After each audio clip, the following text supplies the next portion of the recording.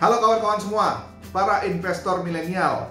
Semoga kalian tetap sehat dan tentunya tetap profit. Oke, pada kesempatan kali ini saya akan membahas topik yang cukup menarik dan cukup hangat diperbincangkan belakangan ini, yaitu soal robot trading, ya tepatnya pada robot trading forex ya kawan-kawan.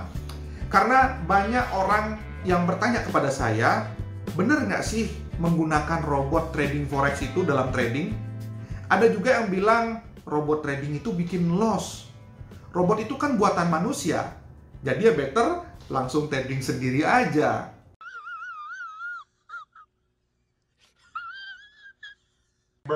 Ada juga yang bilang robot trading itu backtestingnya saja atau simulasinya saja yang bagus.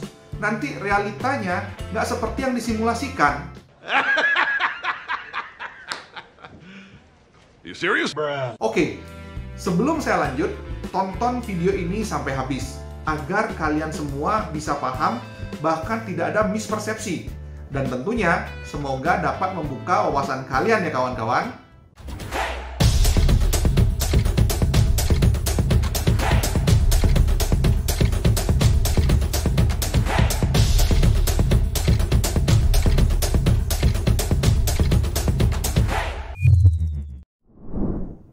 Oke, saya tidak menyalahkan apa yang kawan-kawan pikirkan mengenai robot trading dan kenapa saya di sini coba memberikan ulasan mengenai topik seperti ini.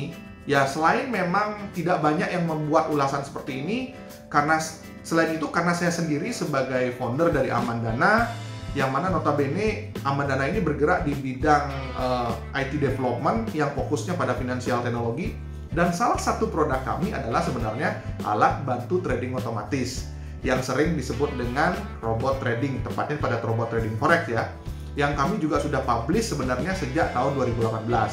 Oke, saya rasa member-member Amandana saya yakin sudah pada paham. Oke, karena ini berhubungan dengan apa bidang yang saya geluti, sehingga bagi saya membuat ulasan terkait topik seperti ini tentu wajib saya lakukan. Ya, setidaknya agar bisa memberikan pandangan lain buat kawan-kawan trader ataupun yang masih awam dengan trading. Oke, sebenarnya penggunaan robot trading atau yang sering disebut dengan EA ini ya sudah ada sejak tahun 2000-an. Hanya saja mungkin tidak secanggih sekarang. Adanya robot trading itu tentunya fungsinya untuk apa? Ya tentu untuk mempermudah kegiatan trading khususnya dalam melakukan transaksi. Ya pada prinsipnya sama seperti ketika teknologi yang mulai berubah, berkembang, yaitu fungsinya untuk apa? Ya nggak lain, semua ditujukan untuk mempermudah pekerjaan manusia. Simpelnya, kita lihat saja yang paling kelihatan saat ini, di mana kita memang sedang memasuki yang namanya era disrupsi, yang apa-apa serba digital, dan sangat jelas sekali kita lihat sekarang, ketika saat pandemi seperti sekarang ini. Dulu orang meeting lewat offline, tapi sekarang rata-rata via online. Jadi bisa dikatakan teknologi sangat membantu. Begitu pula perubahan-perubahan teknologi lainnya. Semua tentunya tujuannya adalah membantu mempermudah pekerjaan manusia. Nah, jadi mindsetnya harus ke sana dulu tuh. Sama halnya seperti robot trading. Jika banyak orang mengatakan robot trading itu hal yang salah, dengan alasan robot selalu bikin loss, atau robot itu kan buatan manusia, jadi nggak mungkin sehebat manusia. Nah, coba pikir-pikir lagi ya. Kalau pernyataannya adalah robot trading itu selalu bikin loss, tentu kalian bisa komparasi apple to apple ketika kalian trading sendiri, ya, trading manual. Orang trading tanpa menggunakan robot pun juga bisa sering loss-nya loh. Itu nggak perlu data untuk mengkomparasi. Kalian pasti tahu sendiri. Nah, agar lebih simpel melihat robot trading itu menjadi salah atau tidak, oke, kita bisa mulai membandingkan dari yang namanya 3 hal atau 3 kunci utama yang dibutuhkan oleh seorang trader untuk trading. Nah, kalian tentu ingatkan apa saja 3 kunci sukses yang diperlukan untuk trading. Itu sudah pernah saya ulas pada video sebelumnya. Apa saja 3 hal tersebut? Yakni 1, kalian harus punya ilmu trading yang cukup. Yang kedua, kalian harus punya waktu untuk trading. Yang ketiga, kalian harus punya psikologis yang baik. Baik, kita komparasi apple to apple. Pertama, kalau kita ngomong soal ilmu trading, kalian harus sama-sama bandinginnya. Misalkan saja, manusia trading dengan strategi, misalkan dengan menggunakan support resistance, atau misalkan dengan menggunakan indikator-indikator gabungan. Dengan exit point, atau dengan risk reward ratio ya, 1:2 misalkan. Tentunya ketika kalian menggunakan robot pun harus di setup dengan strategi yang sama juga. Pertanyaannya, apakah bisa? Ya bisa, tapi tergantung programmernya juga ya. Jadi pada poinnya sebenarnya ketika kalian trading dengan strategi atau SOP seperti trading plan yang kalian sudah siapkan, itu bisa diterjemahkan dalam bentuk codingan sehingga cara entry, cara exit sesuai dengan strategi yang kalian sudah set up sebelumnya ya, sesuai dengan trading plan kalian ketika kalian trading manual. Jadi harus apple to apple seperti itu. Nah, lalu pertanyaannya sekarang adalah ketika kalian trading secara manual dengan strategi A misalkan, yang mana juga robot menggunakan strategi yang mana, yang A tersebut, yang mana lebih oke? Nah, manusia atau robot? Mungkin kalau dibilang hebat yang mana, jelas sama ya, karena menggunakan strategi yang sama. Tetapi kalau ditanya disiplin yang mana, nah ini kalian mesti pikir-pikir lagi ya. Dalam hal ini tentu tidak bisa disamakan. Kalau robot dikatakan tidak disiplin, rasanya sih nggak mungkin. Kecuali robot itu bermasalah, bener nggak? Tetapi jika manusia bagaimana? Tentu sangat mungkin sekali seorang trader menjadi tidak disiplin. Dan ini saya sudah temukan banyak sekali. Termasuk saya juga pernah mengalami sebenarnya. Ya tentunya ini disebabkan oleh banyak faktor. Bisa jadi karena faktor eksternal, seperti misalkan kesibukan di luaran, atau gangguan dari teman, keluarga, atau yang lainnya. Dan bisa juga dari faktor internal, seorang trader tersebut. Seperti misalkan kondisi kesehatan seorang trader yang misalkan lelah ya, sehingga mengganggu kondisinya dalam trading. Mood misalkan ya, dan masalah-masalah psikologis seorang trader lainnya. Sehingga hal tersebut menjadi lebih besar kemungkinannya yang menyebabkan seorang trader itu tidak disiplin dalam tradingnya. Itulah yang saya katakan membandingkannya harus apple to apple. Nah, itu baru perbandingannya dari sisi ilmu yang digunakan untuk trading antara si trader dengan robot. Lalu bagaimana dari sisi waktu tradingnya? Oke, jika kita melihat data yang ditunjukkan oleh Daily Forex mengenai statistik dan fakta tentang industri forex trading pada tahun 2020, pada artikel ini menyebutkan kebanyakan trader itu menyediakan waktunya untuk trading sekitar 3-4 jam. Yaitu ada sekitar 52% dari total trader yang disurvei menyediakan waktunya 3-4 jam. Sisanya 8% trader menyediakan waktunya di bawah 1 jam. Ada 28% trader yang menyediakan waktunya 1-2 jam. Dan hanya 12% yang mau menyediakan waktunya untuk trading 4 jam ke atas. Jadi dalam hal ini, menurut data dari forex tersebut, bisa kita katakan sebagian besar trader hanya mau menyediakan waktu untuk trading di bawah 4 jam. Padahal seperti yang kita pahami, peluang atau momentum untuk melakukan beli dan jual di market itu bisa muncul kapan saja. Lalu bagaimana dengan orang-orang yang sedang sibuk ya, tetapi tetap ingin trading? Tentu waktunya lebih sedikit lagi. Dan bahkan tidak jarang masalah waktu ini bisa mempengaruhi psikologis ketika kita dalam trading. Contoh saja, Anda sedang memantau dan sedang berancang-ancang untuk melakukan posisi beli pada satu pasang mata uang atau pada satu pair di forex market. Namun pada saat yang bersamaan, Anda sedang disibukkan dengan meeting. Nah, karena kesibukan Anda tersebut menyebabkan Anda ketinggalan beberapa menit saja momen untuk entry, sehingga harga sudah terlampau terbang jauh. Tentu ini sangat mempengaruhi psikologis kita. Ya, barangkali jika hal ini baru pertama kalinya terjadi ketika Anda trading, mungkin Anda dengan lapang dada akan merelakannya. Tetapi bagaimana jika ini terjadi berulang kali? Hal seperti ini bahkan tidak jarang menyebabkan psikologis kita terganggu untuk trading. Kebanyakan yang terjadi pada mereka memaksakan diri untuk trading dengan mengambil entry-entry posisi yang tidak sesuai dengan plan-nya, agar bisa mengobati momentum yang ketinggalan tersebut. Bahkan tidak jarang mereka mengejar harga yang sudah bergerak cukup jauh tadi, sehingga mempengaruhi plan dari manajemen risikonya. Hal seperti ini sangat sering terjadi dan menyebabkan trader mengalami kerugian. Dan hal ini yang pernah terjadi pada diri saya dulu. Tapi itu dulu ya. Jadi, untuk membantu menangani masalah seperti ini, maka disanalah fungsi alat bantu trading seperti robot trading ini. Dengan menggunakan robot trading, Anda pun dapat mempercayakan ketersediaan waktu kepada si robot trading ini dalam melakukan kegiatan tradingnya. Karena robot trading itu bisa dijalankan sesuai dengan keinginan kita. Mau dijalankan 1 jam, 2 jam, 5 jam, 24 jam, bahkan jalan terus selamanya, ya nggak masalah. Dengan satu catatan lagi, robot trading ini berbentuk software, bukanlah hardware. Ya, kalau hardware, ya tentu kalian tahu sendiri, sangat mungkin bisa rusak di kemudian hari. Tetapi kalau software, ya paling nggak expired saja. Dan memang sengaja biasanya dibuat expired oleh si pembuat robot agar si pengguna robotnya masih ingat pada si pembuat robotnya. Atau misalkan perlu diupdate ya untuk menyesuaikan perkembangan pasar atau teknologi.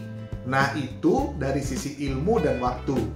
Lalu dari sisi psikologis, dalam hal ini saya rasa kawan-kawan sudah pasti bisa membandingkan yang mana lebih baik dalam mengatasi psikologis antara trader manusia atau robot tradingnya. Seperti yang saya jelaskan tadi, kedisiplinan seorang trader dalam melakukan tradingnya itu juga bisa dipengaruhi oleh faktor psikologisnya. Mood atau tidak mood, emosi, tidak sabar, panik, ragu, overconfidence, greedy, macam-macam masalah psikologis trader. Salahkah perasaan tersebut? Ya tentu tidak, karena kita adalah manusia. Seorang trader ya manusia. Itu adalah kelebihan kita sebagai makhluk hidup jika dibandingkan dengan robot. Namun dalam trading yang perlu kedisiplinan tinggi dalam menjalankannya, membuat setiap trader harus benar-benar melatih psikologis tradingnya juga, bukan hanya melatih ilmunya saja. Bahkan yang perlu kawan-kawan ketahui, justru faktor psikologis ini perannya lebih tinggi jika dibandingkan dengan ilmu dan waktu trading. Bisa dikatakan 70-80% perannya. Melatih psikologis ini tidaklah mudah. Mungkin kelihatannya sepele, tapi butuh waktu yang cukup lama, bahkan bisa bertahun-tahun untuk melatih dan membiasakannya. Nah, yang seperti ini sangat banyak sekali contohnya. Dan ada nih, salah satu contoh yang sering terjadi, ya jadi begini. Ada orang awam, ya, belum bisa trading, lalu mereka belajar trading. Dan pada akhirnya mereka mampu menguasai ilmu tradingnya bahkan sangat cepat. Ya mungkin memang karena ilmunya memang mudah dipelajari. Ketika mereka trading, mereka merasakan profitnya, hanya saja tradingnya baru seumur jagung. Nah, masalahnya, fatalnya, banyak dari mereka yang seperti ini mendadak jadi overconfident. Karena merasa overconfident, terlalu percaya diri, sesekali atau mungkin beberapa kali mengalami loss, akhirnya kacaulah pikiran mereka. Ya, karena tradingnya baru seumur jagung, belum pernah melatih psikologisnya. Ya, dan mendadak trading plan-nya mulai berubah-ubah, mulailah mengganti-ganti strategi, dan pada akhirnya malah menyebabkan kerugian dan berujung margin call atau MC. Ya sebenarnya syukur-syukur overconfident-nya ini dilakukan pada akunnya sendiri. Tetapi jika dilakukan pada akun orang lain bagaimana? Wah, fatal itu akibatnya. Banyak trader-trader yang baru saja bisa trading sudah merasa overconfidence dan bahkan sudah berani tanpa legalitas yang jelas menjadi pengelola dana. Ini tentu sangat fatal. Ya, bayangkan mereka yang baru seumur jagung mengelola dana orang lain, ya, tanpa manajemen yang jelas. Jika terjadi kerugian, tentu pertanggungjawabannya berat, apalagi ini ilegal. Tapi itu baru salah satu contoh ya kawan-kawan. Nah, tentu masih banyak contoh-contoh lain yang berkaitan dengan masalah psikologis trading. Nah, tetapi jika kalian sebenarnya trading dengan menggunakan robot trading, hal seperti ini, ya masalah psikologi seperti ini tentu tidak akan kalian temukan. Ya, dengan menggunakan robot trading, maka kita tidak perlu khawatir soal psikologis. Karena robot trading tidak memiliki psikologis. Ya, jika sudah disetting untuk melakukan transaksi, ya, atau exit pada SOP tertentu, maka robot akan mengeksekusi dalam waktu itu juga tanpa ada kata terlambat. Terkecuali si trader sendiri mengintervensi robot tradingnya, sehingga transaksi si robot bisa jadi berubah tidak sesuai dengan SOP atau trading plan awalnya. Ya kalau ini berbeda lagi ceritanya. Nah kawan-kawan, jika kita bandingkan dari 3 poin tadi, maka kita bisa melihat bahwa sebenarnya robot trading itu memiliki fungsi dalam membantu trading karena keunggulan-keunggulannya, dan juga pada akhirnya menjadi dibutuhkan. Dalam hal ini saya sebenarnya tidak mengatakan setiap trader itu tidak memiliki 3 kunci utama dalam trading. Tetapi setiap trader seharusnya memiliki 3 kunci tersebut agar tradingnya bisa berjalan lancar dan tentunya profit. Cuma memang kenyataannya, saya lebih sering melihat seorang trader yang tidak komplit memiliki ketiga kunci tersebut. Contoh, kadang mereka sudah jago trading, sudah jago nih tradingnya, tapi waktu tradingnya nggak punya. Ya, contoh lain lagi misalkan, kadang mereka sudah jago trading, waktunya ada, tetapi psikologisnya nggak bagus. Ya begitulah yang kerap kali yang saya temukan. Saya sering kali mengingatkan hal seperti ini, baik kepada trader-trader yang sudah jago tradingnya, dan juga yang masih awam. Jika sebenarnya kawan-kawan, ya, para trader memiliki 3 kunci sukses untuk trading, yakni ilmu trading yang cukup tadi ya, ketersediaan waktu, dan psikologisnya bagus, tentu dalam tradingnya kawan-kawan tidak perlu lagi menggunakan robot trading. Tetapi jika kalian tidak memiliki salah satu saja dari 3 kunci tersebut, maka di sanalah kalian memerlukan yang namanya alat bantu seperti robot trading ini. Nah, jadi begitulah kawan-kawan trader ya. Jadi jika dikatakan apakah salah dalam menggunakan robot trading, ya tentu nggak salah. Dengan alasan tadi, ya tentu robot trading justru sebenarnya membantu orang-orang yang ingin trading tetapi tidak sempat untuk trading. Nah, yang jadi pertanyaan sekarang adalah, lalu kenapa ada sebagian orang-orang yang merasa bahwa menggunakan robot trading itu salah? Dan sudah judge lebih dulu bahwa robot itu selalu bikin loss. Oke, ada beberapa hal mengapa anggapan seperti itu masih terjadi. Yang pertama, sistem atau strategi robot trading yang digunakan itu kurang oke. Ya bisa jadi. Artinya dalam hal ini, kalian kurang jeli dan kurang selektif ya dalam memilih robot trading. Memilih robot trading itu ada beberapa hal yang perlu kalian ketahui. Bukan hanya sekedar percaya pada iming-iming si penjual atau oknum marketing yang hanya menawarkan profit saja, tetapi tidak menjelaskan detail bagaimana record dari robot tersebut, bahkan tidak menjelaskan manajemen resikonya. Dan kebanyakan orang yang mencari robot trading hanya terbuai dengan tawaran itu saja, tanpa dapat menyeleksinya terlebih dahulu. Apalagi di kondisi seperti pandemik seperti sekarang ini. Kebanyakan orang ingin instan, tanpa melihat dulu bagaimana cara kerja si robot tersebut, manajemen resikonya. Dalam memilih robot trading, tidaklah berbeda ketika kalian belajar trading pada seorang guru atau trainer. Ya sebenarnya sama. Kalian perlu sama-sama tahu bagaimana record atau portofolio dari strategi tersebut. Ya ujung-ujungnya kan record juga toh. Nah, selain itu, juga kalian harus paham beberapa hal yang lebih detail dalam memilih sebuah robot. Ya, sebenarnya saya sudah pernah menjelaskan tentang hal ini pada video sebelumnya. Namun, next saya akan membuat ulasan yang lebih detail lagi agar kawan-kawan bisa semakin smart dan lebih selektif memilih sebuah sistem seperti robot trading. Yang kedua, nah ini yang seru. Ada oknum-oknum yang sengaja membuat robot trading yang berkedok trading menggunakan robot. Namun sebenarnya di balik itu bukan robot trading. Bahkan sebenarnya dananya tidak ditradingkan sama sekali, melainkan malah menjadi skema Ponzi atau money game. Hal ini sedang banyak-banyaknya, marak-maraknya tumbuh berkembang di negara kita. Mereka memanfaatkan ketidaktahuan dan ketidakjelian seseorang dalam memilih robot.